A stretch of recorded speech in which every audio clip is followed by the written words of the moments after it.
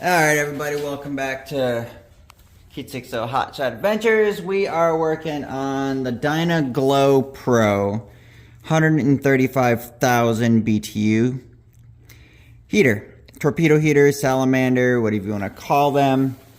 I also have a Reddy Heater over there that I acquired and have fixed. It's been working great. The last couple of weeks we have been running...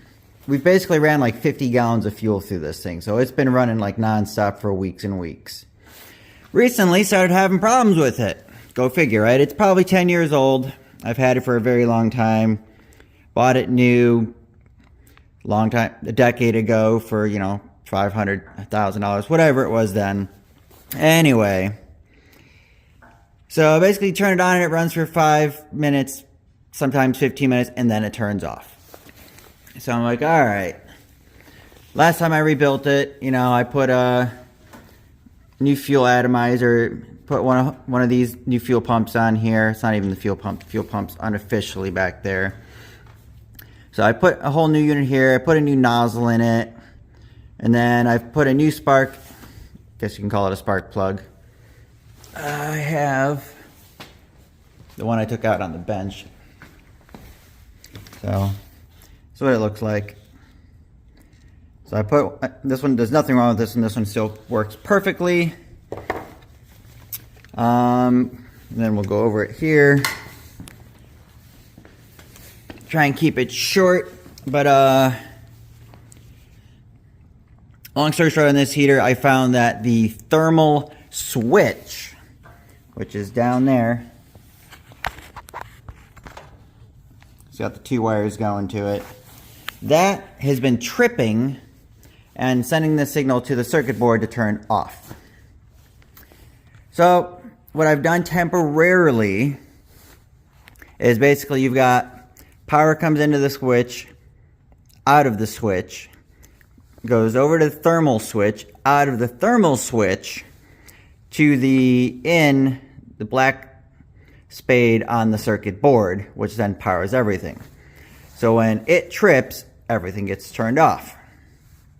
So I have bypassed it. So now I have the electrical input from the plug going directly to the circuit board.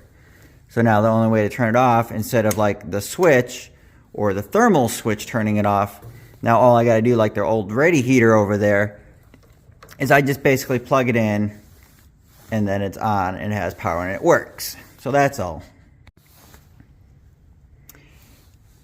Okay, so in continuation of my short is I've rebuilt the pump. It's just got a little plastic graphite disc in there with a bunch of little graphite blades. It spins really fast with the pump. It's all attached to the pump. The shaft comes all the way through, and it spins. And it creates basically a vacuum, and then it pulls or pushes fuel. I'm going to say it pulls fuel. Anyways, so you got to make sure that your seals are good here. Sorry. Make sure this is sealed up good. Make sure this is nice and snug. Make sure none of your hoses, like, go ahead and, you know, these shouldn't be easily spun or easily pulled off on either of them. Make sure they're not split. This one here, the back one goes to the tank. It goes directly down, and then goes right here. And there's a little white cap. It's like a quarter turn. Pop it out. There's a tiny little screen on the bottom. It's just one big old plastic stick. So make sure all that's nice and snug. Nothing's cracked, split. If it is, replace it, and that will probably solve your issue, because if you're sucking air through a crack or a split, it's going to be messed up and it's not going to function right. Then you got your photo cell.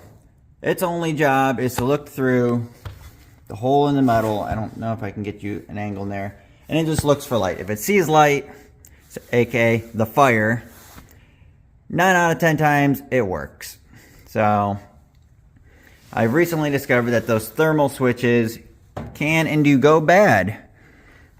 And in my case, I don't know if mine is or has gone bad, or if I just need to reach down here and I need to like adjust this because I have recently bent it and bend it away and it's getting too hot and causing it to trip. But in the meantime, I've disabled this switch. I'm always with it, you know, I'm never not around when it's running. But so now if I want to turn it off, I can just turn the temperature down, it'll turn off, or I just unplug it.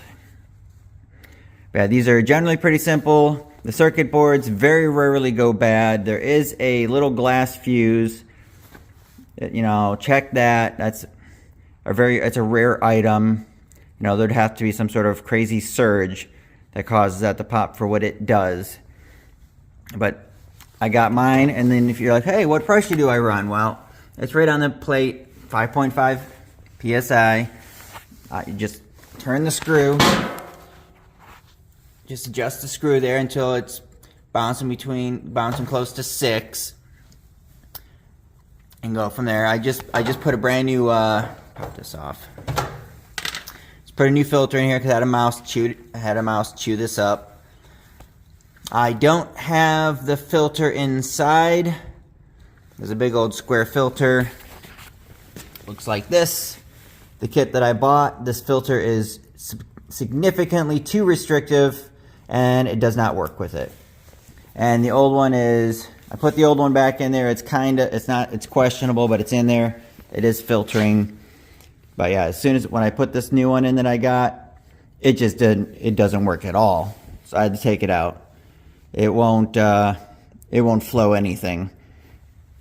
So yep, so it is now fixed. It runs great. I've had it running, it's been running longer than it has in the last week. But I've now turned it off to do this video. So just wanted to review that with you guys. I'm going to go ahead and pull that screw and pull out this thermal switch and figure out what the part numbers are and see if I can't replace it. But I do like to have, you know, the safety features. It came with them. I'd like for it to keep them. I mean, doesn't bother me one way or the other, but we're going to see how much one of those costs. I was kind of vaguely checking. eBay has them for like $7 or something. So yeah, so in review, heater didn't want to run. It ran best with the lid off. And I messed with the photocell. I've bent the metal to different angles. I thought it wasn't seeing the flame correctly. That wasn't the cause. I put a new spark plug on it. I'm going to call it a spark plug. That wasn't the cause because the other one was functional. I cleaned up all the filters. You know, as I said, I put a new filter in. I pulled all the lines out, inspected all the lines. So the only thing I found wrong with mine was the thermal switch. It kind of does the same thing as a thermal coupler, I guess. But all right, we're just kind of rambling here. So we're gonna cut it there. If you guys have any questions, go ahead and throw them in the comments. I am not a professional. I'm just a professional tinkerer. And this is how I stay warm in the barn. When this one doesn't work, I run that one. Sometimes I run them together. Catch you guys later.